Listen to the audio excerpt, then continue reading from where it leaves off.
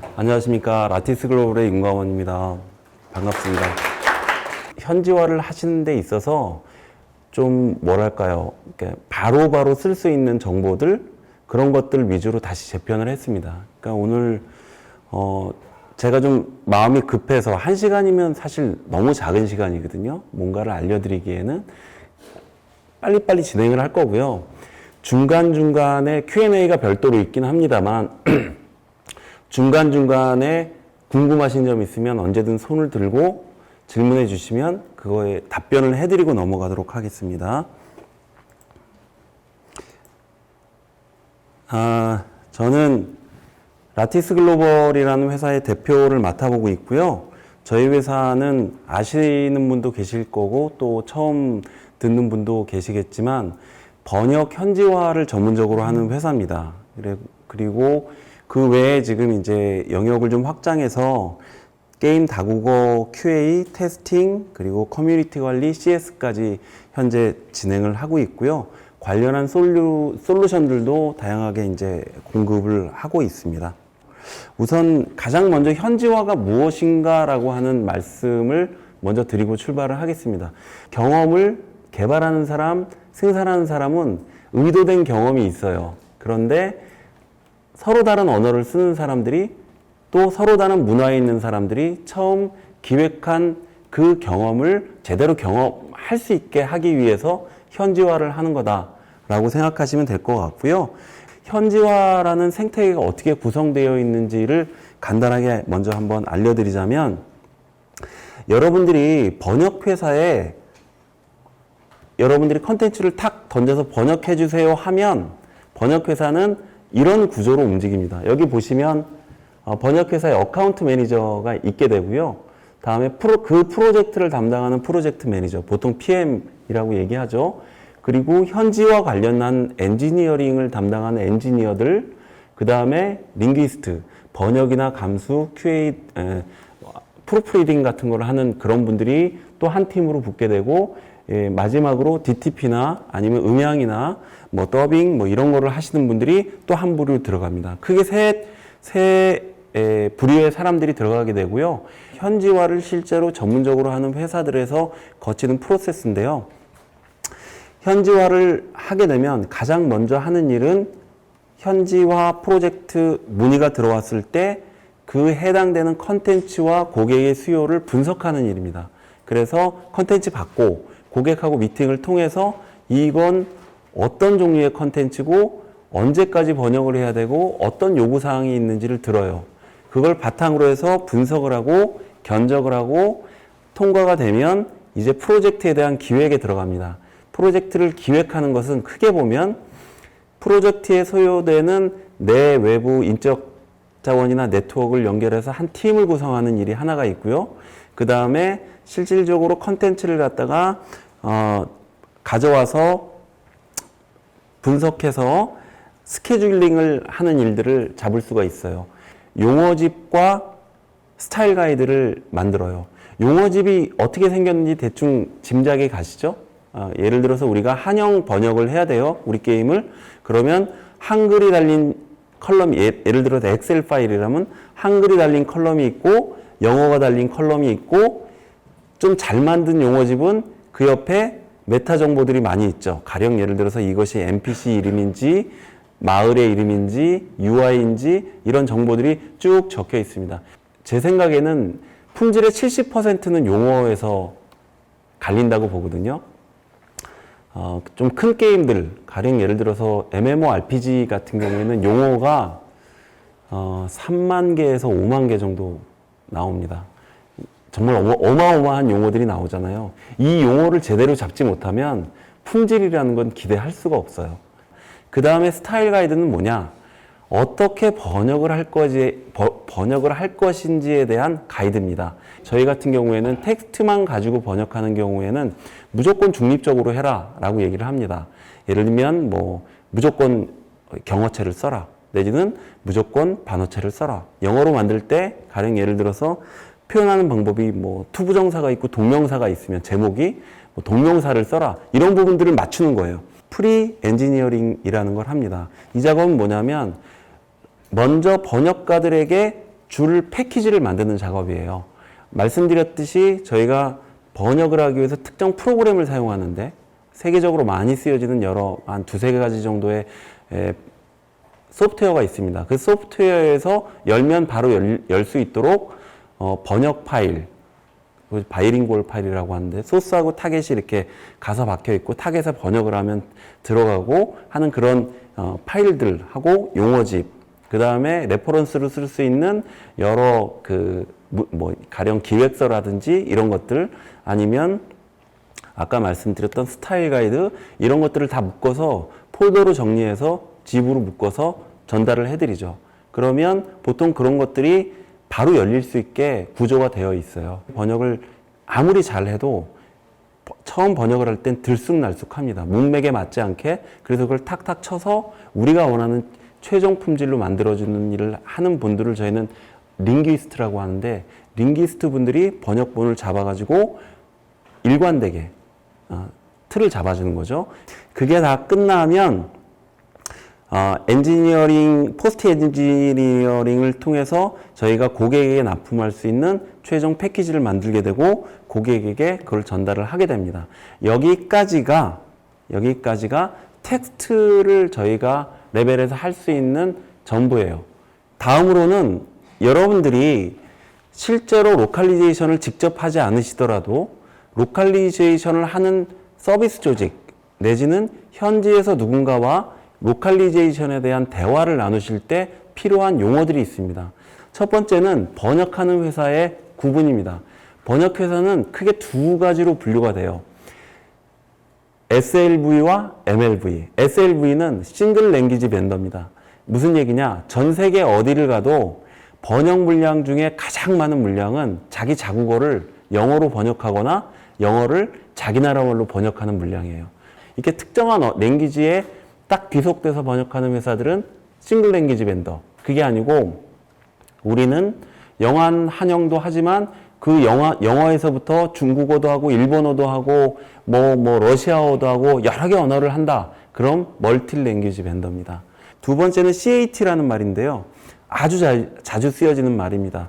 컴퓨터 에이디드 트랜슬레이션이라는 말인데 이건 1900년도부터 계속 쓰여지는 말이고 고객한테 가는 여러 가지 다른 또는 파트너에게 가는 여러 가지 문서들이 그 해당 게임에 다 붙어가지고 한목의 같은 목소리로 나가야 되죠. 그렇게 번역을 하기 위해선 일관성이나 품질이나 또 예측할 수 있는 납기나 이런 것들이 매우 중요하기 때문에 그런 것들을 제대로 해내기 위해서 전문적으로 발전되고 계속 사용되어지고 있는 툴이 CAT입니다. CAT는 영역이 여러 가지가 나누어질 수 있는데 번역을 하는 에디터가 가장 이제 중요한 부분이겠고요. 그 다음에 그 안에서 프로젝트를 진행하는 프로젝트 관리, PMS라고 하는 영역이 있을 수 있겠고 또 해당되는 내용들을 계속 갖다가 쓰는 CMS, 컨텐츠 관리 모듈이 있을 수 있겠고요.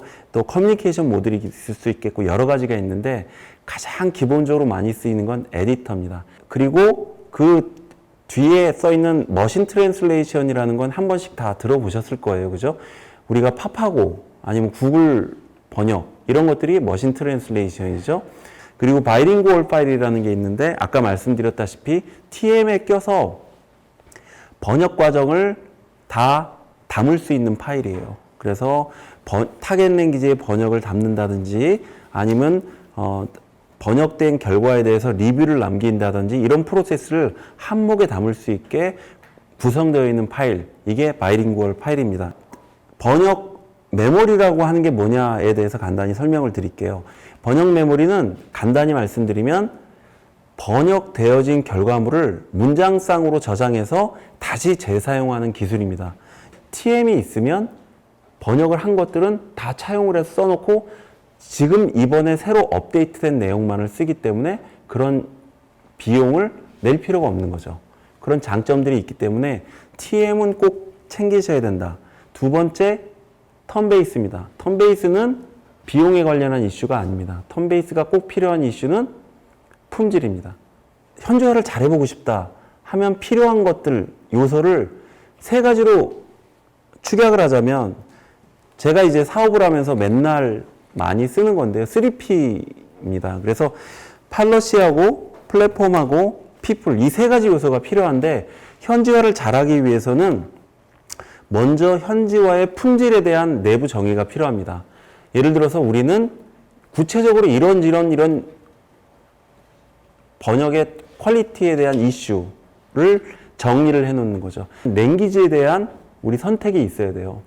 이 부분은 여러분들이 언어에 대한 구조, 전 세계 언어에 대한 맵을 어느 정도 이해하시면 금방 답이 나옵니다. 그리고 우리 회사에서 어느 나라까지 실제로 퍼블리싱하고 서비스하겠다라고 하는 답이 있으셔야 되고요. 컨텐츠에 대한 범위인데요.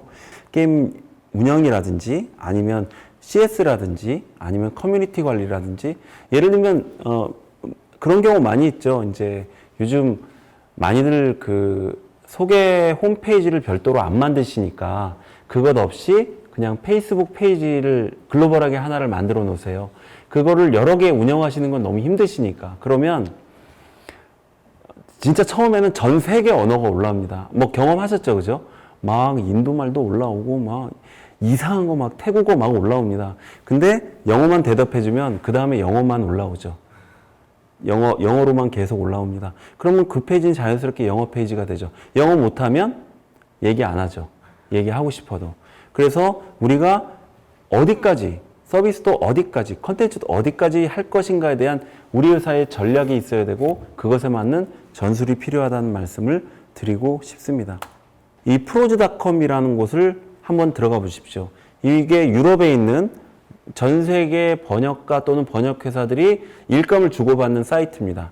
그래서 여기에는 고객도 있고 번역회사도 있고 다 들어있어요. 그래서 여러분들이 직접 뭐 여러 카테고리나 키워드를 가지고 번역회사나 번역가들을 컨택하실 수 있고 그 번역가들한테 직접 연락하실 수도 있고 일을 주고받으실 수도 있어요.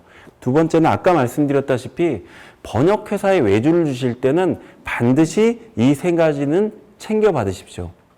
번역회사에 이 세 가지를 챙겨주세요 라고 얘기를 하시면 돼요. 근데 첫 번째 두 가지는 원래 번역을 하면서 나오는 것들이에요. CAT라는 걸 사용하면 나오는 것들인데 나머지 용어집은 원래 나오지 않아요. 용어집은 번역비를 별도로 받습니다.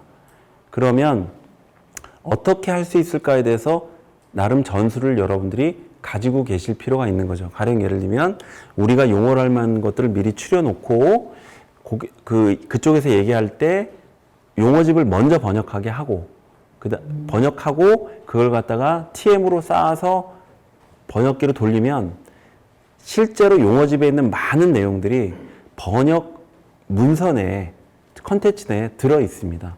그래서 실질적인 번역비가 떨어져요. 어떻게 하면 내가 함정에 빠지지 않고 좋은 번역회사들을 컨택할 수 있을까? 또는 좋은 번역회사를 컨택할 수 있을까? 첫 번째, 반드시 피해야 되는 번역회사가 있어요. 우리는 번역가들이 수백 명 내지는 수천 명이 있다고 홍보하는 곳은 절대 거래를 하시면 안 돼요. 번역회사의 회사 소개서를 좀 받는 겁니다. 서비스 소개서가 있느냐 받아서 거기 있는 내용들을 살펴보시는 거예요. 무슨 얘기를 하고 있는지. 조금 더 전문적으로 들어가면 여러분들이 인터넷을 뒤지시면 잘 찾아보시면 글로벌한 회사들이 서밴더란 말을 제가 빼놨군요. 번역회사들이 거래하는 더 작은 규모의 번역회사를 서밴더라고 합니다. 번역회사는, 저희 같은 번역회사는 벤더고 저희가 조그만 번역회사랑 또 거래를 해요.